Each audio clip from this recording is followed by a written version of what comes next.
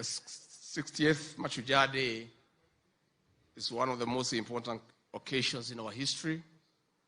We celebrate the day from Kericho County, one of the most active and colonial hotspots in the country, whose people were stripped of their right to land. We join the people of this county and other Kenyans in celebrating the gallant men and women who put their lives on the line to attain our freedom and restore our dignity. Your Excellency, we celebrate these men and women because they believed in the power of Africans in defining their destiny in socio-economic transformation. Kiongozi wetu, leo ni siku yako. Mimi nilikuwa hapa siku ya Jumatatu na nikapata nafasi ya kuongea na watu ya Kericho. Na kwa sababu wao walikuwa ngambo, mimi ndio nilikuwa nawika hapa. Sasa wewe huko, mimi sina sauti.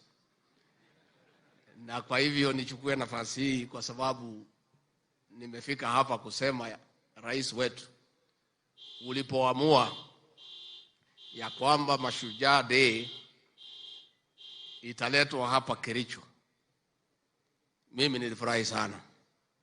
Na Rais, wewe na hii watu wa Kericho wanajua ni kwa nini. Na niseme watu ya Kericho, hatutachoka, Rais na mimi na timu yetu, kusema asanti kwa maombi yenu na vile mlituunga mkono tukapata nafasi ya uongozi. Watu ya Kericho, asanteni sana.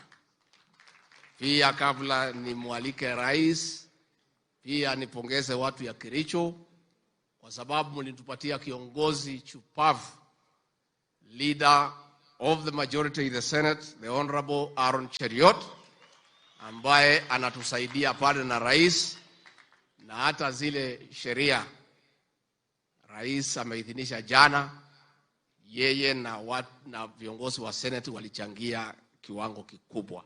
Kwa hivyo lazima tuseme asanti kwa huo kiongozi mlitupatia. Bila kuongea mengi, ningeuliza nyote msimame munisaidie kwa shangwe na vigelegele kumkaribisha